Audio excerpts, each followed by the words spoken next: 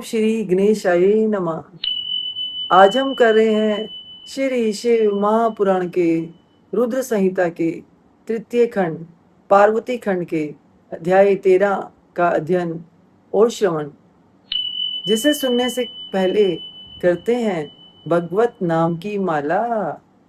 श्रीमन नारायण नारायण हरि हरि, भजमन नारायण नारायण हरि हरि। तेरी लीला सबसे न्यारी न्यारी, हरि हरि। ओम नमः शिवाय, शिवजी सदा सहाय। ओम नमः शिवाय, शिवजी सदा सहाय। ओम नमः शिवाय, शिवजी सदा सहाय। इस अध्याय में हम सुनेंगे पार्वती माता और शिवजी का दार्शनिक संवाद। शिवजी का पार्वती जी को अपनी सेवा के लिए आज्ञा देना और पार्वती जी द्वारा भगवान की प्रतिदिन सेवा। भवानी ने कहा, योगिन, आपने तपस्वी होकर गिरिराज से यह क्या बात कह डाली? प्रभो, आप ज्ञान विशारद हैं, तो भी अपनी बात का उत्तर मुझसे सुनिए। बड़ा भारी तप करते हैं। शंभो, आप तपय शक्ति से संपन्न होकर भी बड़ा भारी तप करते हैं। उस शक्ति के कारण ही आप महात्मा को तपस्या करने का विचार हुआ है। सभी कर्मों को करने की जो वह शक्ति है, उसे ही प्रकृति जानना चाहिए। प्रकृति से ही सबकी सृष्टि, पालन और संहार होते हैं। भगवान, आप कौन हैं और सूक्ष्म प्रकृति क्या है, इसका विचार कीजिए। प्रकृति के बिना लिंग रूपी महेश्वर कैसे हो सकते हैं? आप सदा प्राणियों के लिए जो अर्चनीय, वंदनीय और चिंतनीय है, वह प्रकृति के ही कारण है। इस बात को हृदय से विचार कर ही आपको जो कहना हो वह सब कहिए। ब्रह्मा जी कहते हैं, नारद, पार्वती जी के इस वचन को सुनकर महती लीला करने में लगे हुए प्रसन्नचित महेश्वर हंसते हुए बोले। महेश्वर ने कहा, मैं उत्कृष्ट तपस्या द्वारा ही प्रकृति का नाश करता हूं और तत्वतः प्रकृति रहित शंभु के रूप में स्थित होता हूं। अतः सत्पुरुषों को कभी या कहीं प्रकृति का संग्रह नहीं करना चाहिए। लोकाचार से दूर एवं निर्विकार रहना चाहिए। नारद, जब शंभु ने लौकिक व्यवहार के अनुसार यह बात कही, तब काली मन ही मन हंसकर मधुर वाणी में बोली। काली ने कहा, कल्याणकारी प्रभु, योगिन, आपने जो बात कही है, क्या वह वाणी प्रकृति नहीं है? फिर आप उससे परे क्यों नहीं हो गए? क्यों प्रकृति का सहारा लेकर बोलने लगे?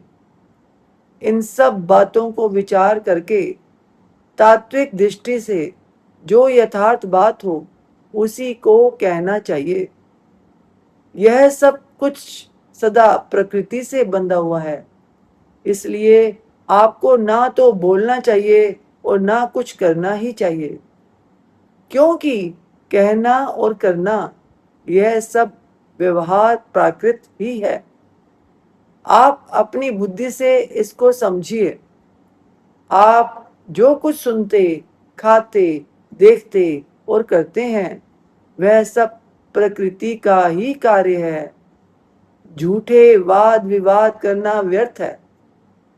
प्रभो, शंभो, यदि आप प्रकृति से परे हैं, तो इस समय इस हिमवान पर्वत पर आप तपस्या किस लिए करते हैं?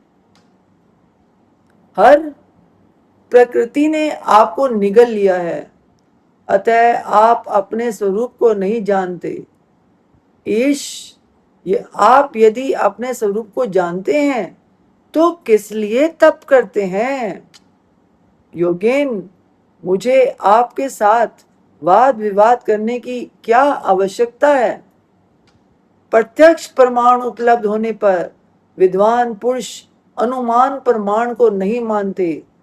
जो कुछ प्राणियों की इंद्रियों का विषय होता है वह सब ज्ञानी पुरुषों को बुद्धि से विचार कर प्राकृत ही मानना चाहिए। योगीश्वर, बहुत कहने से क्या लाभ? मेरी उत्तम बात सुनिए। मैं प्रकृति हूँ, आप पुरुष हैं।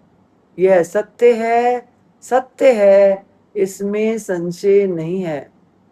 मेरे अनुग्रह से ही आप सगुण और साकार माने गए हैं। मेरे बिना तो आप निरीह हैं, कुछ भी नहीं कर सकते हैं। आप जितेंद्रिय होने पर भी प्रकृति के अधीन हो सदा नाना प्रकार के कर्म करते रहते हैं। फिर निर्विकार कैसे हैं और मुझसे लिप्त कैसे नहीं?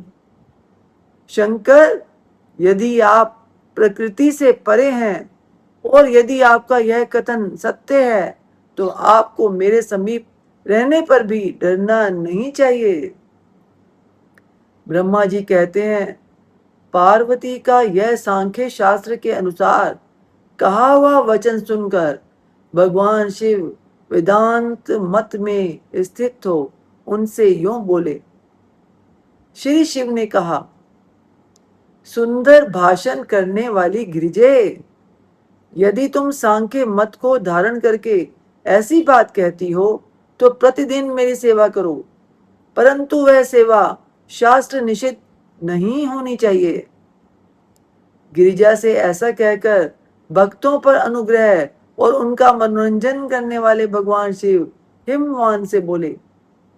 शिव ने कहा, गिरिराज, मैं यहीं तुम्हारे अत्यंत रमणीय श्रेष्ठ शिखर की भूमि पर उत्तम तपस्या तथा अपने आनंद में परमार्थ स्वरूप का विचार करता हुआ विचरूंगा। पर्वतराज, आप मुझे यहाँ तपस्या करने की अनुमति दें। आपकी अनुज्ञा के बिना कोई तप नहीं किया जा सकता। देवादिदेव शूलधारी भगवान शिव का यह कथन सुनकर हिमवान ने उन्हें प्रणाम करके कहा, महादेव, देवता, असुर और मनुष्यों सहित संपूर्ण जगत तो आपका ही है। मैं तुच्छ होकर आपसे क्या कहूं? ब्रह्मा जी कहते हैं, नारद, गिरिराज हिमवान के ऐसा कहने पर लोक कल्याणकारी भगवान शंकर हंस पड़े और आदर पूर्वक उनसे बोले, अब तुम जाओ। शंकर की आज्ञा पाकर हिमवान अपने घर लौट गए। वे गिरिजा के साथ प्रतिदिन उनके दर्शन के लिए आते थे। काली अपने पिता के बिना भी दोनों सखियों के साथ नित्य शंकर जी के पास जाती और भक्ति पूर्वक उनकी सेवा में लगी रहती। नंदीश्वर आदि कोई भी गण उन्हें रोकता नहीं था। तात महेश्वर के आदेश से ही ऐसा होता था। प्रत्येक गण पवित्रता पूर्वक रहकर उनकी आज्ञा का पालन करता था। जो विचार करने से परस्पर अभिन्न सिद्ध होते हैं, उन्हीं शिवा और शिव ने सांख्य और वेदांत मत में स्थित हो जो कल्याणदायक संवाद किया वह सर्वदा सुख देने वाला है। वह संवाद मैंने यहाँ कह सुनाया। इंद्रियातीत भगवान शंकर ने गिरिराज के कहने से उनका गौरव मानकर उनकी पुत्री को अपने पास रखकर सेवा करने के लिए स्वीकार कर लिया। काली अपनी दो सखियों के साथ चंद्रशेखर महादेव जी की सेवा के लिए प्रतिदिन आती जाती रहती थी। वे भगवान शंकर के चरण धोकर उस चरणामृत का पान करती थी।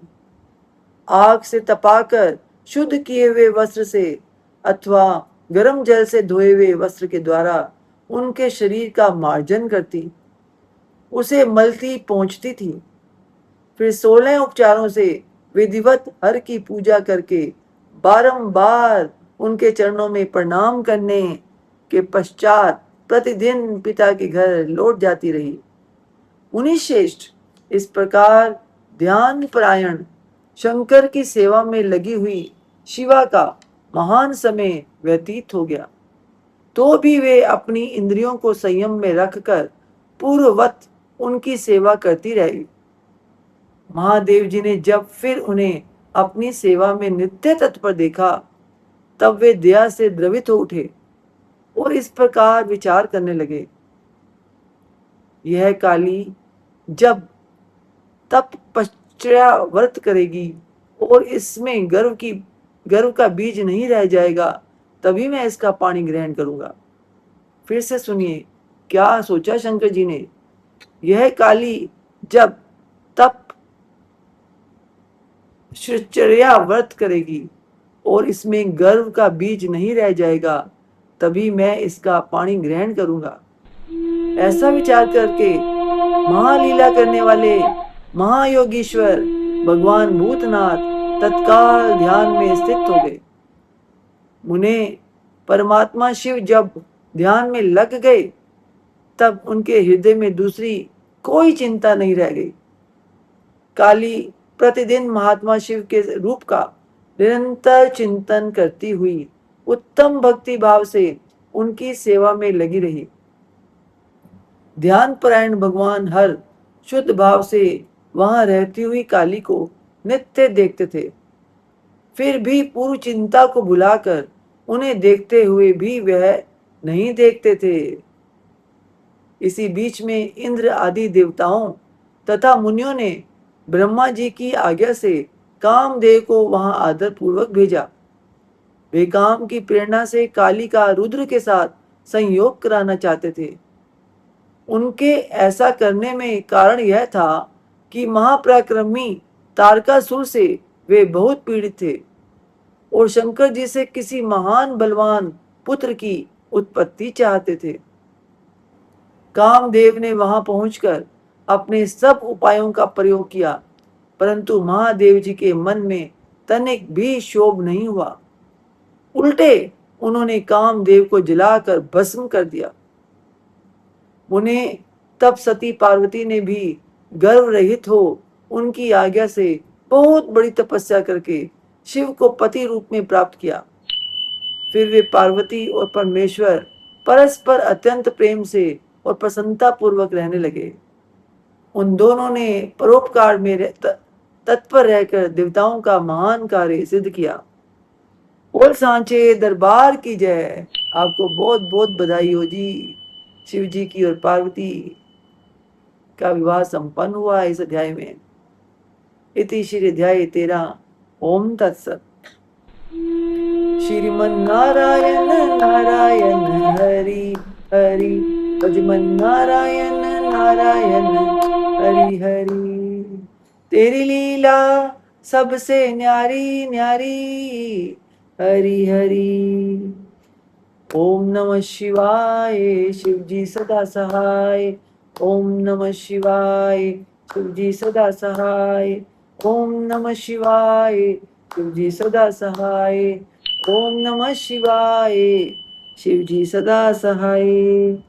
हे ईश्वर, आपकी बच्चे से आपकी पूजा अर्चना करने में, आपकी कथा उच्चारण करने में कोई गलती हो गई हो, किसी शब्द का उच्चारण गलत हो गया हो, ध्यान कहीं भटक गया हो, तो अपनी बच्ची समझ कर क्षमा कीजिएगा। अपना आशीर्वाद भरा हाथ, अपनी कृपा दृष्टि हमेशा हम सब पे बनाए रखिए। बोल सांचे दरबार की जय। जयकारा शेरा वाली दा। बोल सांचे दरबार की जय। जयकारे वाले नु मिठिया मुरादा। बोल सांचे दरबार की जय। जय माता दी। जय माता दी। जय माता दी।